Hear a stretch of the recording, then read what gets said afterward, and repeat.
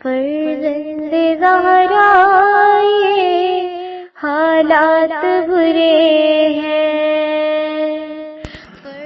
کاشانہ بصیرت ایک ایسا مکمل یوٹیوب چینل جس پر محروم بصارت کے لیے بالخصوص اور تمام افراد کے لیے بالعموم سینکڑوں کی تعداد میں اسلامی کتب دستیاب ہیں۔ لہذا گزارش ہے کہ آپ اپنی ذمہ داری نبھاتے ہوئے کاشانہ بصیرت کو سبسکرائب کرنے کے ساتھ ساتھ بیل آئیکن کو پریس کیجیے تاکہ آپ علم کے حصول کے ساتھ ساتھ مذہب اہل بیت کی اشاعت میں بھی اہم کردار ادا کرتے رہیں۔ کاشانہ بصیرت۔ فرزند زہرا یہ حالات برے ہیں۔ بسم اللہ الرحمن الرحیم۔ اب ہم کتاب عروج السعادہ ترجمہ معراج السعادہ کے پارٹ نمبر 33 کا آغاز صفحہ نمبر 724 سے کر رہے ہیں۔ چھٹی صفت ہیڈنگ ہے برادران دینی سے کنارہ کشی کی مذمت اور ان کے ساتھ محبت اور ملاقات رکھنے کی شرافت۔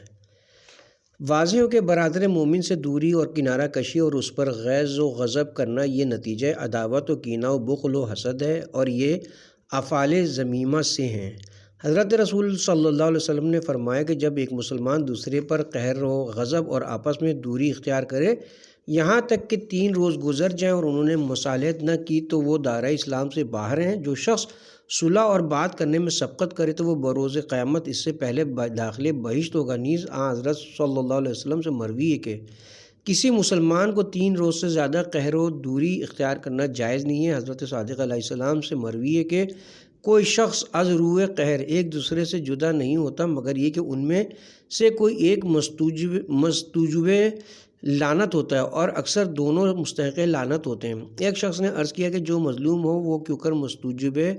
لعنت ہو سکتا ہے؟ فرمایا کہ اس وجہ سے کہ وہ اپنے بھائی سے کس لیے صلح کرنے میں سبقت نہیں کرتا۔ میں نے اپنے والد بزرگوار سے سنا کہ فرماتے تھے کہ جس وقت 2 آدمی آپس میں نزاع کریں ان میں سے ایک دوسرے پر غیظ و غضب کرے تو مظلوم کو چاہیے کہ دوسرے کے نزدیک آ کر اس طرح معذرت کرے کہ اے بھائی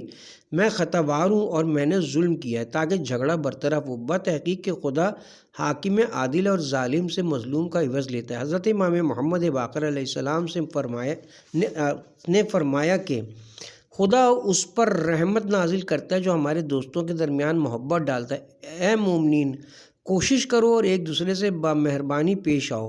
اس مضمون میں بہت سے اخبار ہیں، پس ہر طالب آخرت پر لازم ہے کہ تحمل کرے اور اپنے برادروں کی دوستی اور الفت رکھنے کے ثواب کو ملاحظہ کرے اور اپنے کو شیطان کی شر سے محفوظ رکھے۔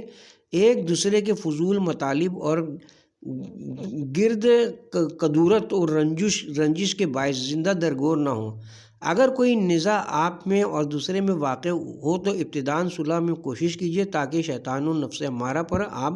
غالب ہوں، درجات بلند اور ثواب آخرت حاصل ہو۔ چونکہ ہر شخص کا دشمن شیطان لعین ہے اور نفس امارہ بدخواہ اور ہم نشین۔ جب وہ کدورت و رنجش کا موقع پاتا ہے تو مکر و حیلہ کے ذریعے سے برادران دینی میں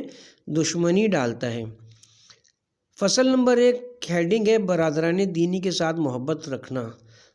حسب بیان مذکور الصدر دوری کی ضد برادران دینی سے میل و ملاپ اور محبت رکھنا ہے۔ یہ اوصاف جمیلیہ و اعمال فاضلہ سے ہے اور اس کا ثواب بے حد ہے اور اس کا فائدہ بے نہایت۔ حضرت رسالت معاذ نے فرمایا کہ جبرائیل علیہ السلام نے مجھ کو خبر دی کہ خدا عزوجل نے زمین پر ایک فرشتہ بھیجا اور وہ اس مکان کے دروازے پر پہنچا جس پر ایک مرد کھڑا ہوا اندر داخل ہونے کی اجازت طلب کرتا تو اس فرشتے نے کہا کہ مالک مکان سے کیا کام ہے؟ اس نے جواب دیا کہ وہ میرا مسلمان بھائی اور خدا کے لیے اس کو دیکھنے آیا ہوں۔ فرشتے نے کہا کہ تجھ کو اس کے سوا اور کوئی کام نہیں ہے؟ اس نے کہا نہیں۔ بعد اس فرشتے نے کہا کہ خدا نے مجھ کو تیری طرف بھیجا اور بعد سلام کہتا ہے کہ بہشت تیرے لیے واجب ہوا۔ نیز کہا کہ خدا عزوجل کہتا ہے کہ جو مسلمان کسی مسلمان کی زیارت کرے تو اس نے اس کی زیارت نہ کی بلکہ میری زیارت کی اور اس کا ثواب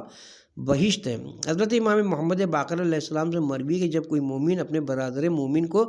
دیکھنے کی غرض سے باہر نکلے تو خدا عز و جل ایک فرشتے کو اس پر موکل کرتا ہے کہ اس کے قدم کے نیچے اپنے پروں کو بچھائے اور کچھ اس پر سایہ کرے۔ جب وہ اپنے برادر مومن کے مکان میں داخل ہو تو خدا تعالیٰ ندا فرماتا ہے کہ اے میرے حق کی تعظیم کرنے والے اور میرے پیغمبر کی پیروی کرنے والے بندے، مجھ پر لازم ہے کہ میں تیری تعظیم کروں، جو مجھ سے سوال کرے عطا کروں، جو دعا کرے قبول کروں اور بغیر طلب تیری حاجت کو بر لاؤں۔ جب وہ واپس ہوتا ہے تو وہ فرشتہ اس کی مشاہد کرتا ہے اور ویسے ہی اپنے پروں کو اس پر سایہ کرتا ہے جب تک کہ وہ اپنے مکان کو واپس ہو۔ بعد اس کے خدا تعالیٰ ندا فرماتا ہے کہ بتحقیق کہ میں نے تیرے لیے بہشت کو واجب کیا اور تجھ کو اپنے بندوں کی شفاعت کی اجازت دی۔ نیز مروی ہے کہ جو مومن اپنے برادر مومن کی زیارت کے لیے گھر سے باہر آتا ہے تو خدا تعالیٰ اس کے ہر قدم پر ایک حسنہ لکھتا ہے اور ایک گناہ محو اور ایک درجہ بلند کرتا ہے۔ جب اذن دخول کے لیے دستک دیتا ہے تو اس کے دروازے آسمان کے کھولے جاتے ہیں، اور جب وہ آپس میں ملاقات اور مصافحہ کرتے ہیں تو خدا تعالیٰ ان پر ملائکہ کے سامنے مباحثت کرتا ہے اور فرماتا ہے کہ ان دو بندوں پر نظر کرو جو ایک دوسرے سے ملاقات کرتے ہیں اور انہوں نے میری خوشنودی کے لیے باہم دوستی اختیار کی ہے، مجھ پر لازم ہے ان پر عذاب نہ کروں۔ جب وہ واپس ہوتے ہیں تو ان کے نفوس اور قدم اور باتوں کے مطابق ملائکہ کو مشاہد کا حکم ہوتا ہے اور ان کی سختی دنیا اور عذاب آخرت سے 1 سال تک محافظت کی جاتی ہے۔ اگر اس سال وہ مر جائے تو روز قیامت کے حساب سے معاف کیے جاتے ہیں۔ حضرت امام جعفر صادق علیہ السلام سے مروی کہ جو مومن اپنے برادر مومن کے دیکھنے کو جائے تو خدا تعالیٰ فرماتا ہے کہ تو نے مجھ کو دیکھا اور اس کا ثواب مجھ پر یہ کہ بہت بہشت عطا کروں، اور فرمایا کہ برادر مومن کی ملاقات جو صرف خدا کے لیے ہو 10 بندہ مومن کے آزاد کرنے سے بہتر ہے۔ جو شخص ایک بندہ مومن کو جس عضو کے ذریعے سے آزاد کرتا ہے وہی عضو آتش جہنم سے محفوظ رہتا ہے۔ برادر مومن کی ملاقات کی تاکید میں ایک راز یہ کہ ان کی آپس کی ملاقات میں رفع ناخوشی و عداوت ہوتی ہے اور حصول الفت و محبت، اور یہ عظیم اسباب اصلاح دنیا و آخرت ہے۔ جب 2 شخصوں میں کدورت واقع ہو تو شیطان کو موقع ملتا ہے اور وہ خوش ہوتا ہے۔ اسی وجہ سے خدا تعالیٰ مقام امتناع میں مومنین کے لیے فرماتا ہے جو کچھ کے روئے زمین میں اگر اس کو خرچ کر کے ان کے دلوں میں الفت ڈالنے کا قصد کیا جائے تو ممکن نہیں کہ خدا ان میں الفت ڈالتا ہے۔ اسی وجہ سے ایک دوسرے پر سلام کرنے اور مصافحہ اور مناقہ کرنے کا حکم ہوا۔ حضرت رسول صلی اللہ علیہ وسلم نے فرمایا کہ خدا تعالیٰ اور پیغمبر صلی اللہ علیہ وسلم کے نزدیک بہتر وہ شخص ہے جو سلام کی ابتدا کرے۔ حضرت امام محمد باقر علیہ السلام سے مروی کہ ایک دوسرے سے مصافحہ کرو کیونکہ مصافحہ کینے کو دور کرتا ہے، اور فرمایا کہ مومن کے ساتھ مصافحہ کرنا افضل ہے اس مصافحے سے جو ملائکہ کے ساتھ کیا جائے۔ نیز مروی کہ جب 2 مومن ایک دوسرے سے ملاقات اور مصافحہ کرتے ہیں تو خدا تعالیٰ اپنے ہاتھ کو ان کے ہاتھوں میں داخل کرتا ہے۔ جو شخص اپنے برادر مومن سے زیادہ محبت کرتا ہے وہ مصافحہ کرتا ہے۔ حضرت پیغمبر صلی اللہ علیہ وسلم نے فرمایا کہ جب تم لوگ اپنے برادر مومن سے ملاقات کرو تو سلام و مصافحہ کرو۔ حضرت امام جعفر صادق علیہ السلام سے مروی ہے کہ جب 2 مومن ایک دوسرے کے ساتھ مناقہ کرتے ہیں یعنی ایک دوسرے کی گردن میں ہاتھ ڈالتے ہیں تو رحمت الہی ان کو گھیر لیتی ہے، اور اس مناقہ و ہم آغوشی سے خوشنودی الہی کے سوا اور کوئی غرض دنیاوی منظور نہ ہو تو رب العزت کی طرف سے ان کو خطاب ہوتا ہے کہ تمہارے گناہ بخشے گئے۔ اسی وجہ سے مہمانی، عیادت مریض، تشییع جنازہ اور اہل مصیبت کی تعزیت وغیرہ کا حکم ہے، اور ان اخبار سے پایا جاتا ہے کہ بندوں کی الفت اور دوستی کے لیے حضرت باری کا اہتمام کس قدر ہے اور اس صفت کی حفاظت کے لیے کیا کیا نیکیاں قرار دی گئی ہیں، کیا کیا قاعدے وضع فرمائے ہیں۔ اس زمانے میں اکثر وہ سنتیں متروک و فراموش ہو گئیں اور طریقہ جاہلیت لوگوں میں رواج پایا ہے۔ آثار نبوت سے بجز رسم اور طریقہ شریعت سے بجز اسم کچھ باقی نہیں رہا، اور بعض شیطانی صفت والے اغراض فاسدہ ہے دور و روزہ دنیاویہ کے سبب سے آمد و رفت رکھتے ہیں، بندگان خدا کے درمیان نفاق و عداوت ڈالتے ہیں، جو کچھ کے پروردگار نے اہتمام کیا اس کو ترک کرتے ہیں، ایک دوسرے کو دیکھنے نہیں جاتے مگر ازروئے ریا و نفاق اور بربنائے خود غرضی و فساد، اور ایک دوسرے کی مزاج پرسی نہیں کرتے مگر ازراہ فساد و نیت باطل اور سلام کو پستی کی علامت قرار دیتے ہیں، ہر ایک سے امید سلام رکھتے ہیں اور مسافر کو احمقوں کا شیوا جانتے ہیں۔ 7ویں صفت ہیڈنگ ہے مذمت قطع رحم اور صلہ ارحام کا وجوب اور اس کا فائدہ۔ واضح ہو کہ قطع رحم کا سبب عداوت یا بخل و حسد ہے۔ یہ صفت باتفاق علماء محرمات عظیمہ اور گناہ شدیدہ سے ہے، یہ موجب عذاب آخرت و بلائے دنیا ہے، اخبار سے پایا جاتا ہے اور تجربے سے ثابت ہے کہ قطع رحم فقر اور پریشانی اور کوتاہی عمر کا باعث ہے، اسی سبب سے ہر خاندان میں نفاق و عداوت پھیلی ہوئی ہے اور اسی لیے تمام فقر و فاقہ میں مبتلا ہیں۔ تھوڑے زمانے میں ان کا سلسلہ ایک دوسرے سے منقطع ہو جائے گا اور ان کی زندگی تمام۔ قطع رحم کی مذمت میں اسی قدر کافی کہ رحم کے قطع کرنے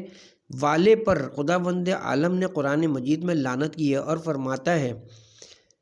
جو لوگ عہد خدا کو بعد پیوند کرنے کے توڑتے ہیں اور خدا نے جس سے وصل کرنے کا حکم دیا اس کو قطع کرتے ہیں، اور جو لوگ زمین پر فساد کرتے ہیں اور ان کے لیے لعنت ہے اور آخرت کی بدی۔ حضرت پیغمبر صلی اللہ علیہ وسلم نے سے مروی ہے کہ دشمن ترین اعمال خدا سے پہلا شرک، دوسرا قطع رحم ہے، اور فرمایا کہ اپنے رحم کو قطع نہ کرو حالانکہ وہ قطع کرے۔ خدا نے فرمایا کہ میں خداوند رحمان ہوں اور یہ رحم ہے، اس کا نام میرے نام سے مشتق ہے، جو شخص اس کے صلہ کو بجا لاتا ہے میں بھی اس کے صلہ کو بجا لاتا ہوں، جو شخص اس کو قطع کرتا ہے میں بھی اس کو قطع کرتا ہوں۔ حضرت امیر المومنین علیہ السلام نے خطبے میں فرمایا کہ خدا سے اس گناہ کی پناہ مانگتا ہوں جو اپنے صاحب کو نیست و نابود کرنے میں تعجیل کرتا ہے۔ اس وقت عبداللہ ابن قوا نے عرض کیا کہ وہ کون سا گناہ ہے؟ فرمایا کہ وہ قطع رحم میں بتحقیق کہ جب تمام خاندان ایک جگہ جمع ہو کر ایک دوسرے کے ساتھ محبت کرتے ہوں گو یہ اہل فسق و فجور ہوں، لیکن خدا ان کی روزی کو وسیع کرتا ہے، جس اہل خاندان نے ایک دوسرے سے دوری اختیار کی اور قطع رحم کے مرتکب ہوں تو خدا ان کو محروم کرتا ہے، حالانکہ وہ اہل تقوی و پرہیزگار ہوں۔ کتاب امیر المومنین علیہ السلام میں حضرت امام محمد باقر علیہ السلام سے مروی کی ان 3 خصلتوں میں سے کوئی یہ خصلت رکھنے والا آدمی نہیں مرتا جب تک کہ اس کا وبال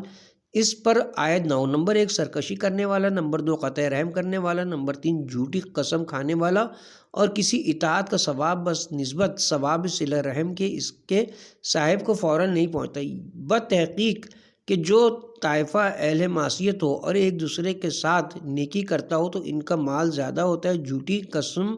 آباد گھروں کو ویران کرتی ہے۔ حضرت امام جعفر صادق علیہ السلام نے فرمایا کہ قطع رحم کرنے والوں سے پرہیز کرو۔ حضرت امیر مومنان نے اپنے ماتحت حکام شہر کو تحریر فرمایا کہ قرابت داروں کو حکم دو کہ ایک دوسرے کے دیکھنے کے واسطے جائیں لیکن آپس میں ہمسائیگی نہ کریں، کیونکہ ہمسایہ حسد و بغض و قطع رحم کا باعث ہوتا ہے، اور یہ امر مشاہدہ کیا گیا کہ جب قرابت دار ایک دوسرے سے دور ہوتے ہیں تو ان کی دوستی ایک دوسرے سے زیادہ ہوتی ہے اور ان کا شوق افزوں۔ واضح ہو کہ قطع رحم کی ضد صلہ رحم ہے، جو با اتفاق تمام علماء و واجب اور افضل اطاعت ہے۔ خدا تعالیٰ فرماتا ہے خدا کی عبادت کرو اور کسی چیز کو اس کا شریک قرار نہ دو، اپنے والدین اور قرابت داروں سے احسان اور نیکی کے ساتھ پیش آؤ، اور فرماتا ہے اور اللہ سے ڈرو یعنی تقوی کو اختیار کرو، کیونکہ اس کے متعلق اور قرابت داروں کے حقوق کی نسبت سوال کیا جائے گا۔ جناب رسول مآب نے فرمایا کہ میں حاضرین و غائبین امت کو وصیت کرتا ہوں کہ صلہ رحم بجا لائیں، اگرچہ کہ وہ 1 سال کی راہ پر رہتے ہوں، بتحقیق کہ یہ جزء دین ہے۔ اور فرمایا کہ جو شخص اپنے کو خوش اور اپنی اجل میں تاخیر اور اپنی روزی کی زیادتی چاہتا ہو تو اس کو صلہ رحم بجا لانا چاہیے۔ نیز فرمایا کہ بعض قوم بہتر نہیں ہوتی بلکہ وہ اہل معصیت ہوتے ہیں، لیکن صلہ رحم بجا لانے کی وجہ سے ان کے اموال میں زیادتی اور ان کی عمر طویل ہوتی ہے، اور اگر وہ اہل معصیت نہ ہو تو کس قدر بہتر و خوب ہوں گے۔ دوسری حدیث میں فرمایا کہ جو اہل خاندان فاسق و فاجر ہوں مگر صلہ رحم کے سبب سے ان کا مال زیادہ ہوتا ہے اور ان کی تعداد بڑھ جاتی ہے، اور فرمایا کہ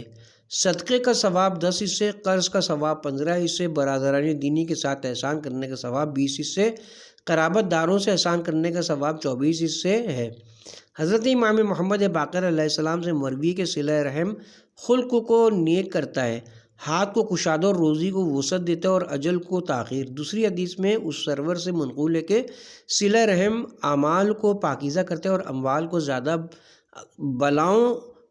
کو دفع اور اجل کو تاخیر میں ڈالتا ہے۔ حضرت امام جعفر صادق علیہ السلام سے مروی ہے کہ صلہ رحم حساب روز قیامت کو آسان کرتا ہے اور عمر کو طویل اور آدمیوں کی برائیوں سے محافظت کرتا ہے، اور فرمایا کہ صلہ رحم اور ہمسایوں کے ساتھ نیکی کرنا گھروں کو آباد اور عمر کو زیادہ کرتا ہے۔ نیز ان حضرات سے مروی کہ کوئی عمل عمر کو زیادہ نہیں کرتا مگر صلہ رحم، یہاں تک کہ اگر کسی کی عمر میں 3 سال باقی رہ گئے ہوں اور وہ صلہ رحم بجا لائے تو خدا اس کی عمر میں 30 سال اضافہ کرتا ہے۔ اگر کسی کی عمر 33 سال باقی رہی ہو اور قطع رحم کرے تو خدا اس کی عمر سے 30 سال کم کر دیتا ہے اور 3 سال باقی رہ جاتے ہیں۔ اس مضمون میں بہت سے اخبار ہیں، جو کچھ اخبار سے پایا جاتا ہے وہی تجربہ اور معائنے سے ثابت ہے کہ صلہ رحم زیادتی عمر و وسعت رزق اور جمعیت احوال کا باعث ہوتا ہے۔ ظاہر یہ ہے کہ صلہ رحم سے کسی عمل نیک کا ثواب آخرت اور فوائد دنیاویہ زیادہ نہیں ہے اور بنسبت اس کے کہ کسی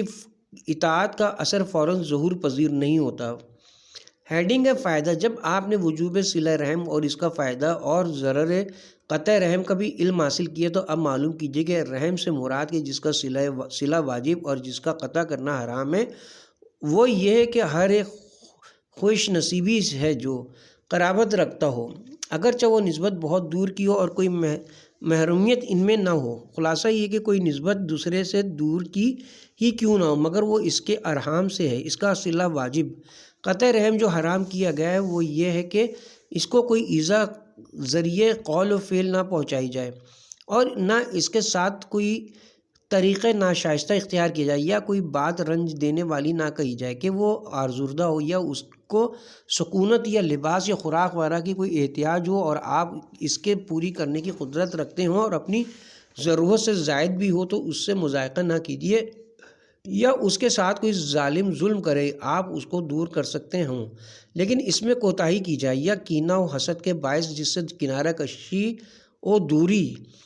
اور بغیر عذر معقول اس کی عیادت نہ کریں۔ جب وہ سفر سے واپس ہو اس کے دیکھنے کو نہ جائیں اور جب اس پر کوئی مصیبت پڑے تو اس کی تعزیت نہ کی جائے یا اسی طرح کی اور صورتیں قطع رحم میں داخل ہیں۔ ان کی ضد صلہ رحم ہے کہ کوئی بات سخت اور فعل بد اس کے ساتھ نہ کیا جائے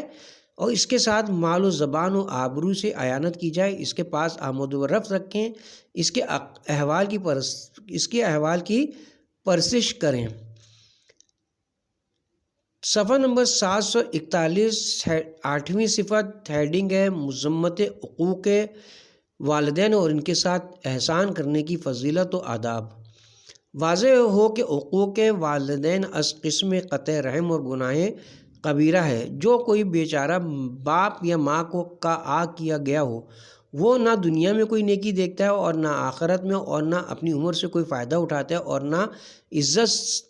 سے نہ ایک لقمہ کھانے کا خوشی کے ساتھ اسے گلے سے اترتا ہے اور نہ پانی کا ایک گھونٹ۔ تمام آیات و اخبار جو خصوص مذمت میں قطع رحم کے وارد ہوئے ہیں وہ اس کی مذمت پر بھی دلالت کرتے ہیں اور آیات و اخبار خصوص اس کی مذمت میں آئے ہیں اور حق سبحانہ و تعالیٰ فرماتا ہے تیرے پروردگار نے حکم فرمایا کہ سوائے میرے کسی کی پرستش و بندگی نہ کرو، باپ اور ماں کے ساتھ احسان و نیکی کرو، جبکہ ان میں سے ایک یا دونوں بوڑھے ہو گئے ہوں تو ان کے روبرو اف نہ کرو، جب کسی چیز کی خواہش کریں تو ان کو پورا کرو اور ان کے ساتھ گفتگو نیک کے ساتھ پیش آؤ۔ حضرت پیغمبر صلی اللہ علیہ وسلم سے مروی ہے کہ باپ اور ماں کے حقوق سے نہایت پرہیز کرو کیونکہ 1000 سال کی رات سے بوئے بہشت سونگھی جاتی، باوجود اس کے کہ جو آگ کیا گیا ہو اور جو قطع رحم کا مرتکب ہو اور وہ بوڑھا جو زناکار ہو اور وہ شخص جو تکبر سے اپنے جامے کو زمین پر کھینچے وہ بوئے بہشت نہیں سونگے گا۔ فرمایا کہ جو شخص بصورت خفگی پدر و مادر رات بسر کر دے، جب صبح کو اٹھے تو اس کے لیے 2 دروازے جہنم کے کھول دیے جاتے ہیں۔ حضرت امام جعفر صادق علیہ السلام نے فرمایا کہ جو شخص غصے سے ماں باپ پر نگاہ کرے جبکہ ماں باپ نے اس پر ظلم کیا ہو تو خدا تعالیٰ اس کی کوئی نماز قبول نہیں کرتا، اور فرمایا کہ جب قیامت ہوگی تو بہشت کے پردوں میں سے ایک پردہ اٹھا دیا جائے گا جس کی بو 500 سال کے راستے تک جائے گی، مگر ایک جماعت کے سوا ہر شخص اس کی بو سونگھے گا۔ عرض کیا گیا کہ وہ کون ہے؟ فرمایا کہ وہ آق والدین، اور فرمایا کہ ماں باپ کے روبرو اگر اف کرنے سے بھی کوئی بات کم درجے کی ہوتی تو اس سے بھی خدا وند عالم امتناع فرماتا۔ حقوق کا ادنا مرتبہ ان کے سامنے اف کرنا ہے اور ان پر تیز نظر ڈالنا بھی حقوق میں داخل ہے۔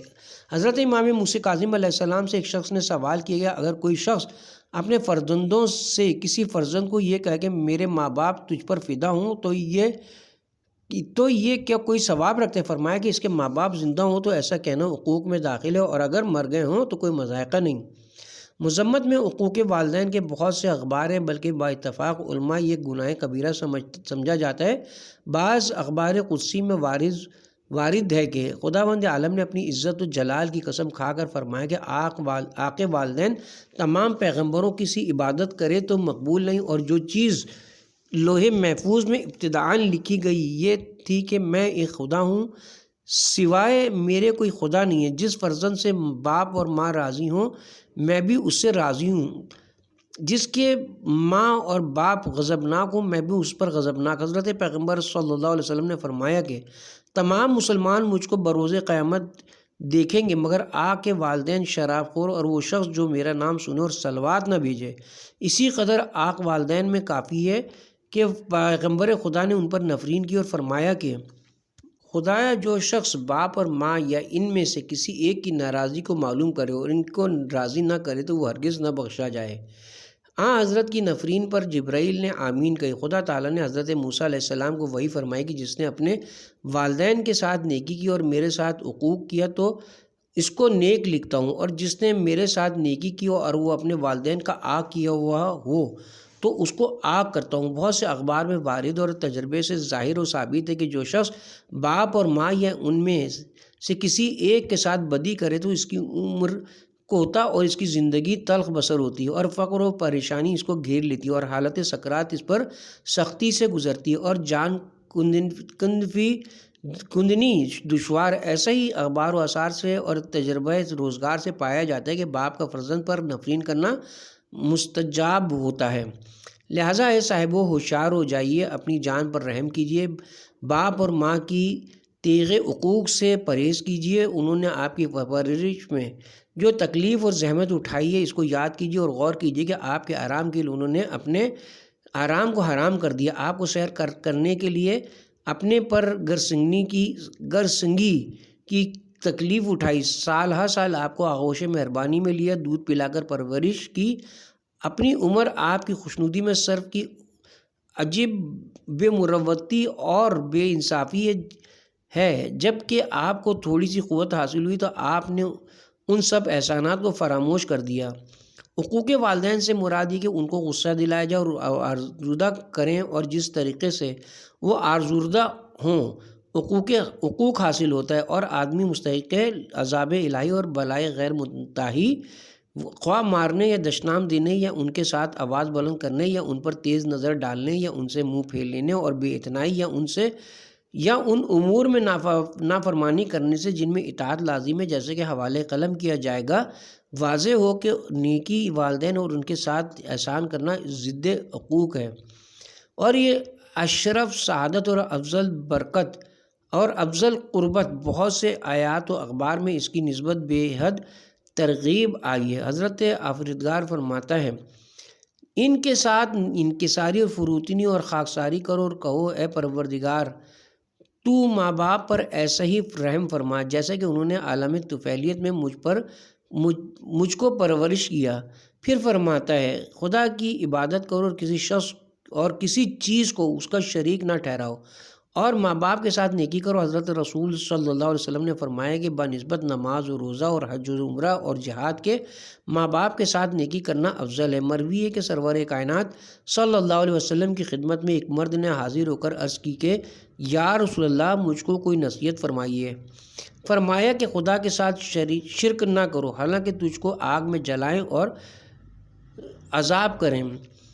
مگر دل کو اطمینان کے ساتھ مطمئن رکھ اور اپنے باپ ماں کی اطاعت اور ان کے ساتھ نیکی کر، خواہ وہ زندہ ہو یا مردہ۔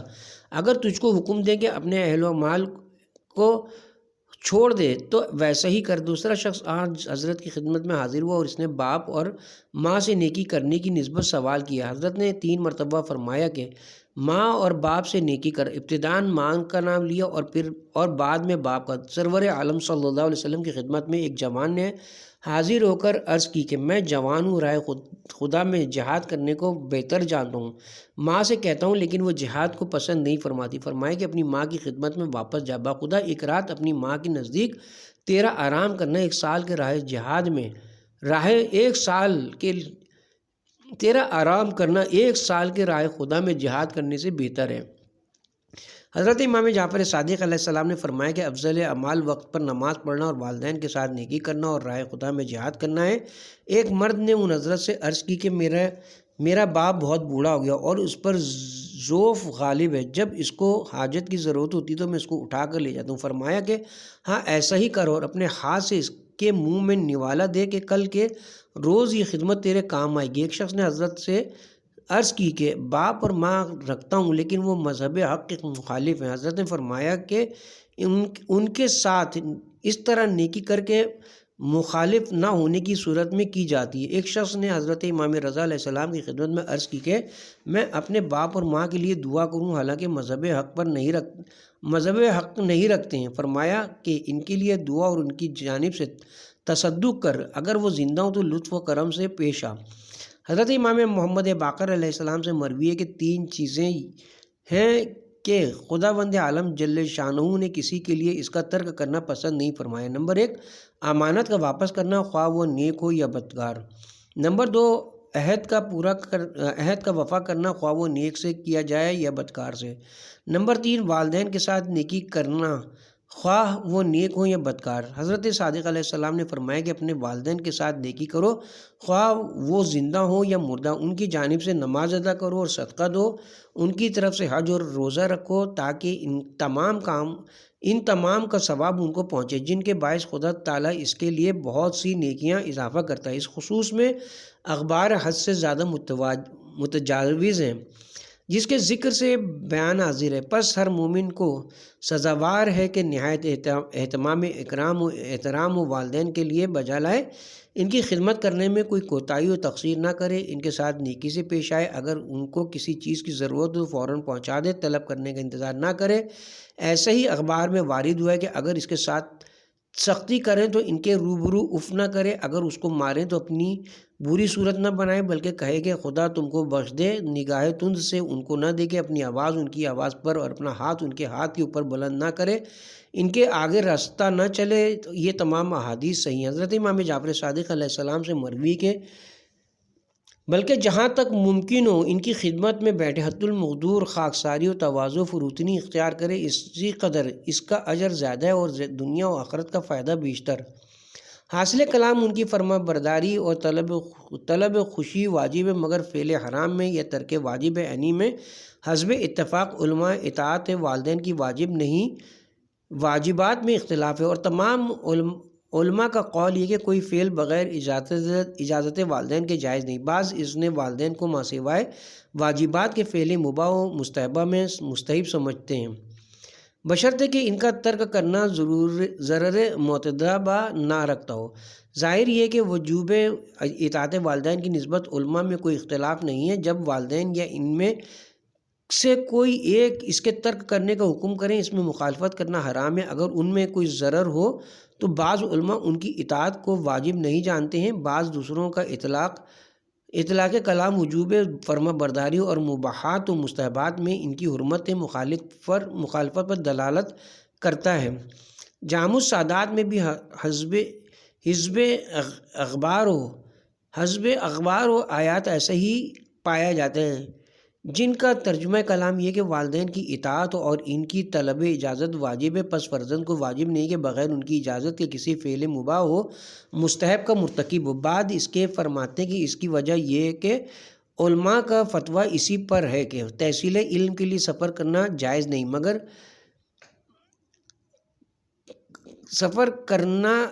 نہیں مگر ان کی اجازت سے، اور اس علم کا حاصل کرنا جو واجب عینی ہو، مثلا تحصیل مسائل نماز و روزہ،